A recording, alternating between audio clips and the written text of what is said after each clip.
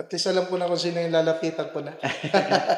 Ako naman po yung ng tawad pag may hawak na akong pera. Sir, baka pwede na to. Oh, kuhanin nyo na. Oh guys, good day.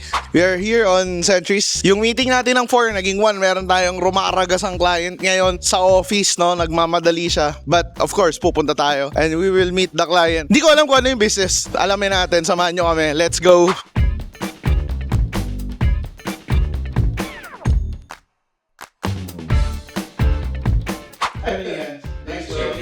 How's the food, sir? Okay naman po. Okay, right. Pinoy na Pinoy. Welcome to our office. And sir, nakita niyo na yung company profile namin, di pa? Hindi po eh.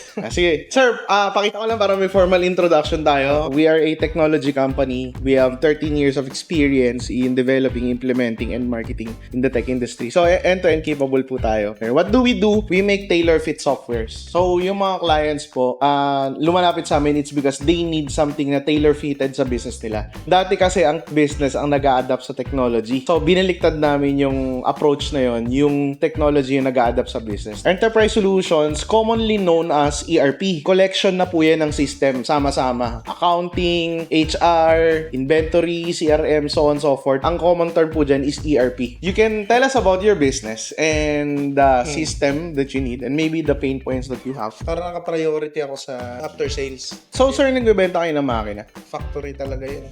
So, you're looking to pipeline yung after sales ninyo? Pwede, oh. Sir, sa amin, when it comes to after sales, ang sa cloud niya na module, tinatawag namin CRM or Customer Relationship Management. Una, syempre, magre-register ka ng lead, i-onboard ng staff mo, sino yung client, ganyan. Tuwing kailan ba siya pina-follow up. Kung may data na mas maganda, kung wala, dun din ilalagay. So, yung system, mangungulit dun sa tao nyo na kailangan mong i-follow up si ganito. Tama, yung sa services, after sales. Maintenance. Mm-hmm. Meron kasi kami na-generate ng mga clients online. Kung ano ba may system ng follow-up, di automatic na. Automated follow-up system yung gusto nyo. Pwede yung ganun, sir. Pwede bang yung app yung gagamitin natin para mag-onboard ng mga clients? Yes, sir. Pwede. So, yung mobile app nyo, sir, that means internal use siya. Internal. For sales. For sales. Yes, may admin dashboard naman, sir. So, dun yung makikita yung mga customers ninyo. Mas maganda sa ano.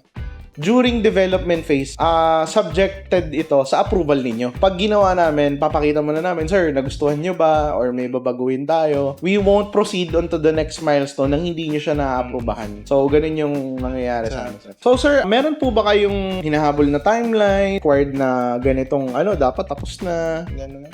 Wala naman. Ang development phase namin, sir, typically nasa 60 days. Kasama na po dyan yung, of course, first contract signing and then yung phase 2, sir, paano kami maningil? Hindi siya isang bagsak. Milestone based siya. Yung sa phase 1, we take 40% of the project fee. And then sa phase 2, we will need to present muna the system, the UI and UX, the design, and then the workflow kung paano siya gumagana. Pag nagustuhan nyo siya, pag nag-approve kayo, dun tayo magpo-proceed sa next phase. So, may involvement din kayo in doing the system, no?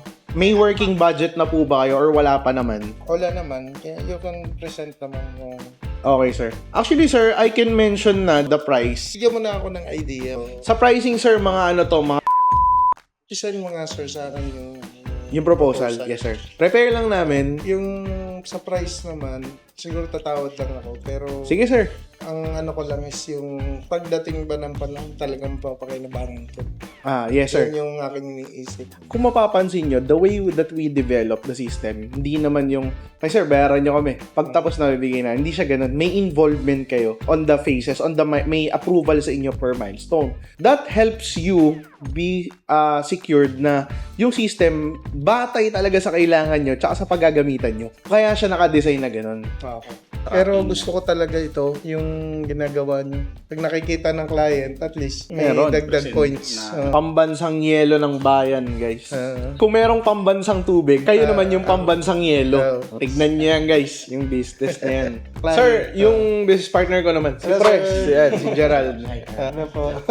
Pabigay mo nga sa answer yung proposal nito. Sige, sir. Para dalawa. Yan yung pangarap ko talaga na napuklat ko lang ngayon. Kasi maganda siya actually kasi natutuwa yung mga tao. At the same time, may natutulungan kami na client. Wala pa ako nakita ng digital niyan, sir.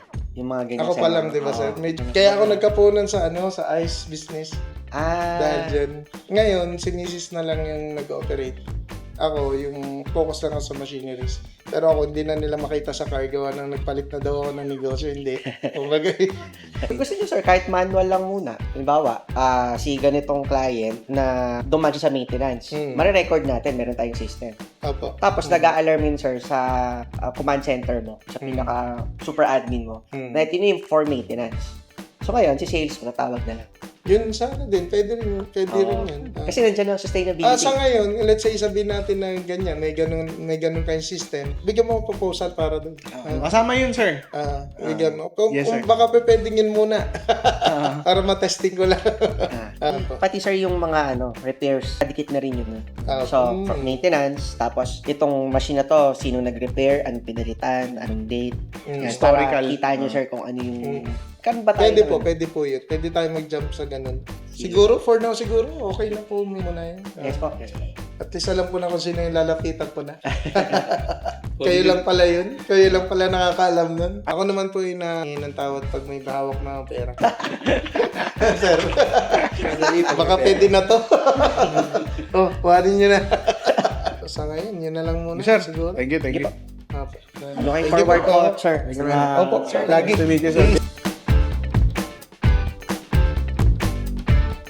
Oh, yun guys. Yun pala yung business ng kausap natin. Hindi ko yun expect. Pambansang yelo. At saka yung isa may dumating bigla, yung hari ng yelo. So, they're looking to digitalize their businesses. Kaya yun ang sabi nila. Brian Best binanggit niya siya. Siguro mga 12 times. Pangarap niya daw talaga yung system, no? So, we are to help them achieve that. Matulungan natin yung business nila to be lean, to be agile, to be more transparent, so that more sales can come in, more clients can be catered, di ba? Siguro, bisita tayo doon.